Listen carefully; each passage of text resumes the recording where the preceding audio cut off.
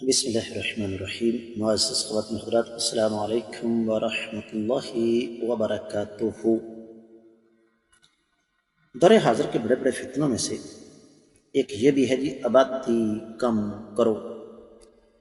آبادی ایک عفریت ہے، آبادی کا جن وسائل کو کھا رہا ہے۔ یہ بات بالکل فضول، بے اساس، بے بنیاد اور احمقانہ ہے۔ اصل بات کچھ اور ہے، اور وہ یہ کہ دنیا میں اس وقت اشتراکیت یعنی کمیونزم کے جنازہ نکلنے کے بعد کیپٹلزم، سرمایہ دارانہ نظام جس کی ماں جمہوریت ہے، اس نے اپنے پنجے گاڑے ہوئے ہیں۔ اور سرمایہ دارانہ نظام کی بنیاد ہی یہی ہے کہ امیر دن بدن امیر اور غریب دن بدن غریب ہو، دوسروں کے حقوق سلب کر کے اپنی جیبیں بھرنا۔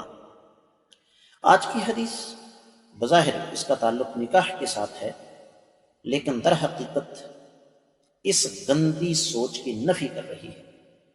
مشکات المصابیح کتاب النکاح 3107ویں حدیث کتاب میں اور 12ویں ہے باب میں الفاظ سماعت فرمائیے گا۔ وعن معقل بن یسار رضی اللہ عنہ قال قال رسول اللہ صلی اللہ علیہ وسلم تزوجوا الولود فإنی مکاثر بکم الامم، رواہ ابو داود والنسائی۔ معزز خواتین حضرات، حدیث کا حوالہ تفصیل کے ساتھ نوٹ فرمائیے گا۔ سنن ابی داؤد کتاب النکاح اور باب ہے بانجھ عورتوں سے شادی کی ممانعت، 2050ویں حدیث سنن ابی داؤد میں، جبکہ سنن نسائی میں الصغریٰ میں 3229ویں ہے۔ اور اس حدیث سے مبارکہ کے راوی سیدنا معقل بن یسار رضی اللہ تعالیٰ عنہ ہی ہیں۔ ترجمہ اس حدیث کا یوں بنتا ہے کہ اللہ کے رسول صلی اللہ علیہ وآلہ وسلم نے ارشاد فرمایا، ایسی خواتین سے شادیاں کرو جو شوہر سے زیادہ محبت کرنے والی ہوں اور جن سے زیادہ بچوں کی پیدائش متوقع ہو، کیونکہ میں تمہاری کثرت کی وجہ سے دیگر امتوں پر فخر کروں گا۔ معزز خواتین حضرات، یہ حدیث سند کے اعتبار سے تمام تر شکوک و شبہات سے بالا تر ہے۔ دور حاضر کی ایک عظیم ہستی، اللہ رب العزت ان کی قبر کو منور فرمائے، شیخ زبیر علی زئی رحمہ اللہ، انہوں نے اس حدیث کو حسن قرار دیا، جبکہ شیخ البانی رحمۃ اللہ علیہ نے اس کو سلسلہ حدیث صحیحہ میں 5ویں جلد کے 498ویں صفحے پر نقل فرمایا۔ شیخ شعیب الارناؤت وہ بھی اس کو حسن قرار دیتے ہیں، امام ابن حبان اس کو صحیح قرار دیتے ہیں، امام ابن کثیر اس کے بارے میں کہتے ہیں کہ یہ حدیث ثابت ہے۔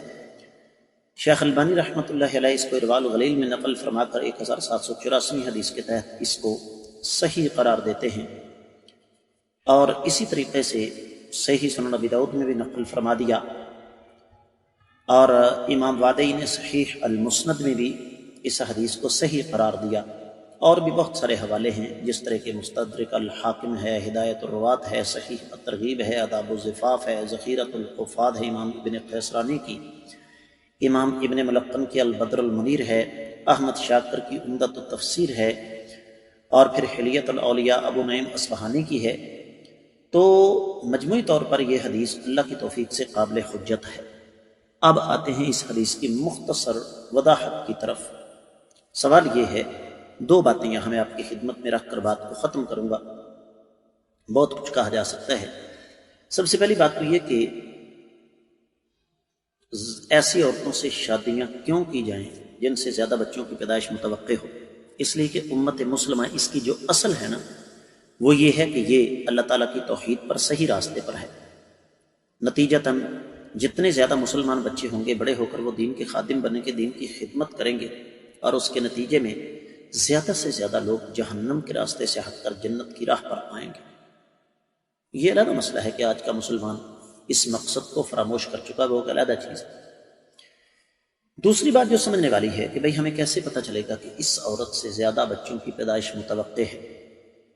اس کے لیے ایک بڑا ہی آسان طریقہ ہے، اور وہ یہ کہ عام طور پر ہوتا یہ ہے کہ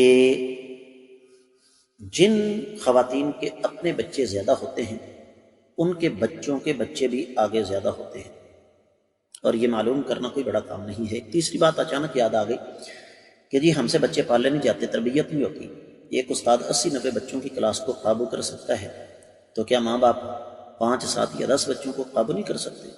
یہ سب کے سب فضول بہانے ہیں۔